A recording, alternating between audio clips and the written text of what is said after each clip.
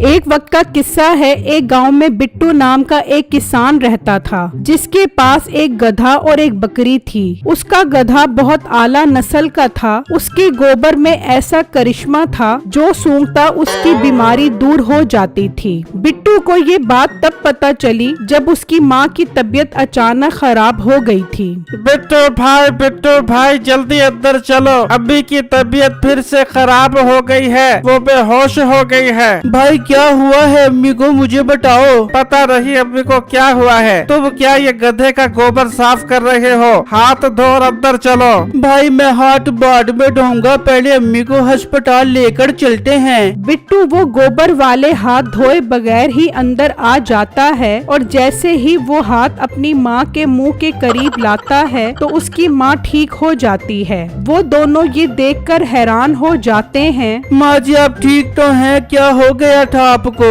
हाँ बेटा मैं ठीक हूँ। तेरे गोबर वाले हाथों की बदबू जैसे मेरी नाक के नथुनों में गई, मेरी तबीयत बिल्कुल ठीक हो गई। बाजी ये आप क्या बात कर रहे हो? पहले जब आप बेहोश होती थी तो जब तक हम आपको डॉक्टर के पास नहीं लेकर जाते थे आप ठीक नहीं होती थी। हाँ बेटा मुझे तो ये गधे के गोबर का कमाल लगता है। इसे सूंघते ही मेरे अंदर अजीब सी ताकत आ गई। ये देखो मैं तुम्हें उछल कर दिखाती हूँ। वो दोनों अपनी माँ को इतना चुस्त और चालाक देखकर बहुत खुश हो जाते हैं और समझ जाते हैं कि उनका गधा कोई आम गधा नहीं बल्कि करिश्माती गधा है। भाई मुझे एक बहुत अच्छा आइडिया आ रहा है। क्या आइडिया है भाई? तुम चलो मेरे साथ अस्पताल। वो दोनों अस्पताल आ जाते हैं। ओए डॉक्टर साहब मेरे बेटे को बचा लो।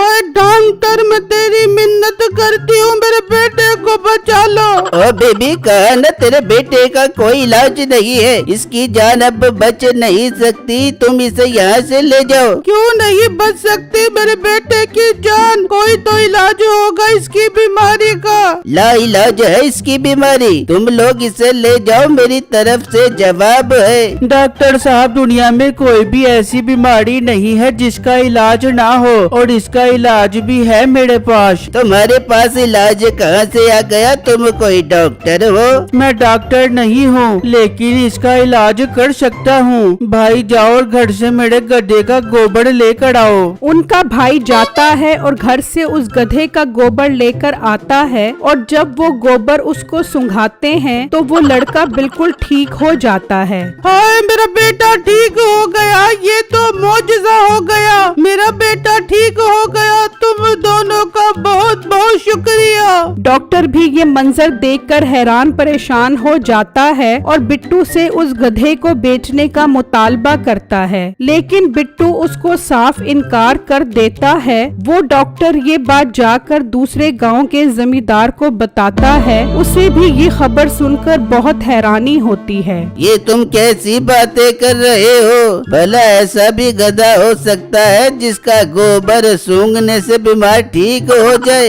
जमींदार साहब मैं सच कह रहा हूँ, मैंने सब कुछ अपनी आंखों के सामने होते हुए देखा है। इसका मतलब वो गधा बहुत कीमती है, वो गधा लाखों का नहीं बल्कि करोड़ों का बिकेगा। जी जमींदार साहब अब आप मेरी बात को समझे हो। बड़े बड़े साइंसदान ऐसी बीमारियों का इलाज ढूंढ रहे हैं, उनको ये गधा मिल जाए तो उनका काम भी आसान हो जाएगा और हमारी जिंदगी के दिन भी बदल जाएंगे। ठीक है हम कल शाम में ही उसके पास जाते हैं और वो गधा खरीद कर आते हैं। फिर जब अगला दिन निकलता है तो वो सब बिट्टू से गधा खरीदने के लिए निकल जाते हैं और ढूंढते ढूंढते उसके घर तक पहुंच जाते हैं। भाई साहब आप लोग कौन हो और यहाँ मेरे घर पर क्या करने आए हो? बेटू मैंने सुना है तुम्हारे गधे के गोबर से लोग ठीक हो जाते हैं। हाँ बिल्कुल ठीक सुना है आपने, डॉक्टर साहब से ही पूछ लो। इनके पास एक मरीज था, वो मेरे गधे का गोबर सूंघते ही 920 की स्पीड से भाग गया। हाँ जमींदार साहब ये ठीक कह रहा है।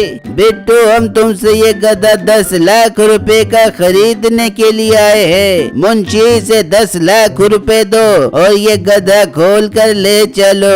जरा आराम से, किसने कहा है मैं ये गधा बेच रहा हूँ? तुम्हें इतनी अच्छी कीमत दे रहे हैं, तुम्हें तो ये गधा बेच देना देना चाहिए। अपने पैसे अपने पास रखो और यहाँ से निकल जाओ। मैं ये गधा 10 लाख तो क्या 10 करोड़ का भी नहीं बेचूंगा। ये तुम ठीक नहीं कर रहे हो। मैं ठीक या गलत जो भी कर रहा हूँ, तुम यहाँ से निकलो। जमींदार को ये बात सुनकर बहुत गुस्सा आता है और वो सब वापस आ जाते हैं। मालिक, अगर घी सीधी उंगली से ना निकले तो उंगली टेढ़ी करनी पड़ती है। वो गधा नहीं बेच रहा तो ना बेचे, मैं वो गधा उठा कर आ जाता हूँ। हाँ, मीठे करोड़ों की चीज तो मैं ऐसे नहीं छोड़ूंगा। तू आज रात को ही जा और वो गधा लेकर आ जा, और हाँ, एक घंटी लेता जाई और उस गधे की गर्दन में बांध दी, ताकि तुझे आवाज आती रहे और वो गधा खैर खैरियत से यहाँ पहुँच जाए। ठीक है मालिक, मैं ऐसा ही करता हूँ। फिर जब रात होती है तो मीठा घंटी लेकर निकलता है और जंगल से होता हुआ बिट्टू के घर पहुंच जाता है। उस वक्त उस गधे के पास कोई नहीं होता। वाह, मौका बहुत अच्छा है। इसका गधा भी ले जाता हूँ और ये बकरी भी ले जाता हूँ। मीठा उसका गधा और बकरी खोल कर ले जाता है। कुछ देर ही गुजरती है तो बिट्टू का भाई आता है। वो बकरी और गधा वहाँ से गायब देखकर परेशान हो जाता है और भागा भागा बिट्टू के पास आता है। भाई गजब हो गया, अपना गधा और बकरी दोनों चोरी हो गए। ये तुम क्या कह रहे हो? मैं सच कह रहा हूँ। ये जरूर वही जमींदार चोरी करके लेकर गया होगा जो आज हमसे खरीदने आया था। बिट्टू, अभी तो नहीं गए होगे। हमें घात लगाकर उसे रास्ते से ही पकड़ना पड़ेगा। ठीक है, हम तीनों चलते हैं। वो तीनों जंगल की तरफ निकल पड़ते हैं और वहाँ मीठा वो घंटी बकरी के गले में डाल देता है। अब मुझे कोई फिक्र नहीं है, मैं सुकून से चलता रहूंगा। घंटी बजती रहेगी और कोई भी चोरी से चोरी नहीं कर सकेगा। मीठा उस गधे और बकरी को ले जाता है और वहाँ वो तीनों जंगल में बैठकर उसके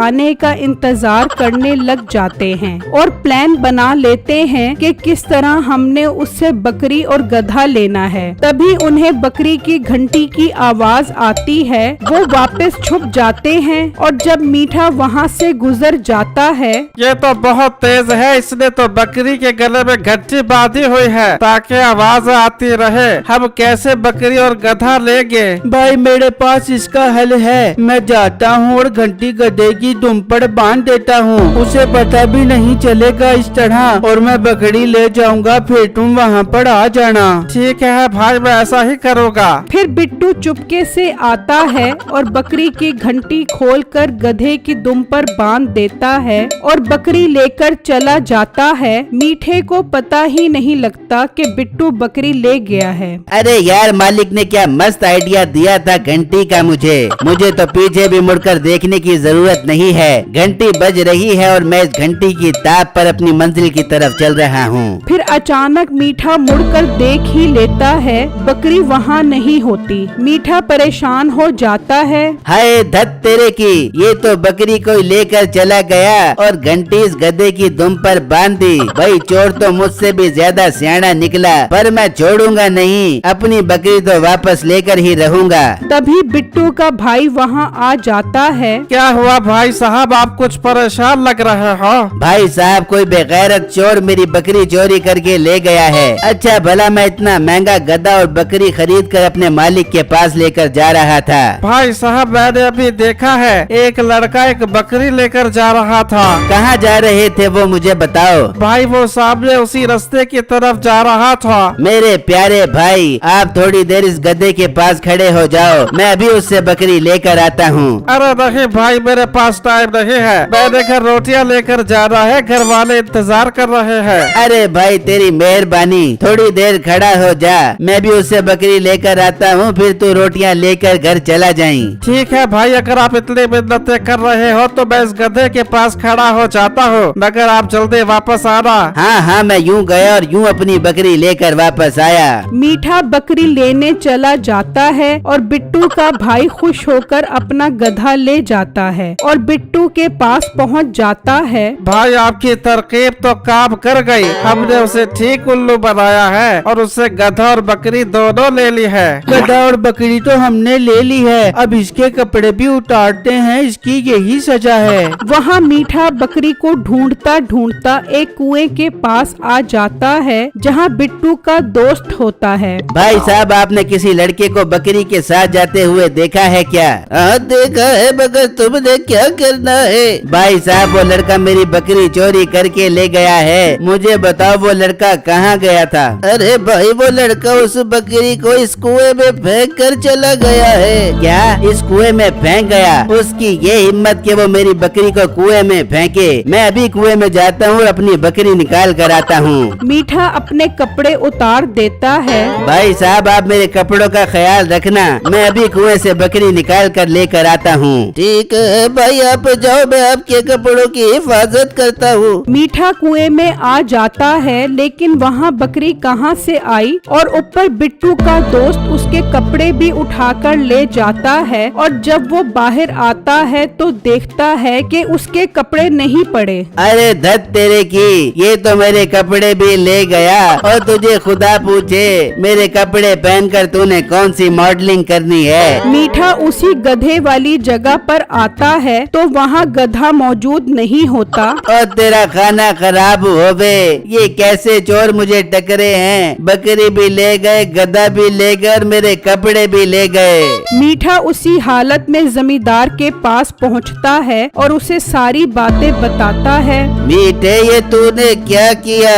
गधा चोरी करवा दिया। तुझे तो मैं नहीं छोड़ूंगा, इसे काल कोठरी में बंद कर दो।